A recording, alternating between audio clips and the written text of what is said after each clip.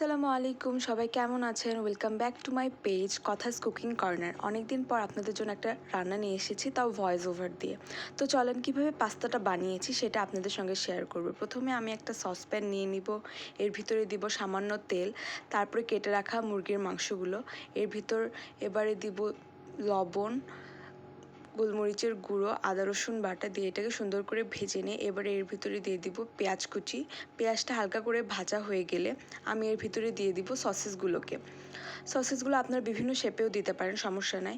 এবার আমার সবগুলো ভাজা হয়ে গেলে ডিমটাকে স্ক্রাম্বল করে নিব, হাফ ডিম দিয়েছি আর বাকিটুকু পাস্তা দেওয়ার পর দিব। এবারে আমি সিদ্ধ করে রাখা পাস্তাগুলোকে দিয়ে দিব, এর ভিতরে বাকি ডিমটুকু দিব টমেটো কেচাপ, কাঁচা মরিচ আর সয়া সস দিয়ে এটাকে সুন্দর করে মিক্সড করে নেওয়া হয়ে গেলে আমি এর ভিতর দিয়ে দিব ম্যাজিক মশলা ম্যাগির। এবারে সবগুলোকে একসাথে সুন্দর করে ভেজে নিয়ে মিক্সড করে নিব।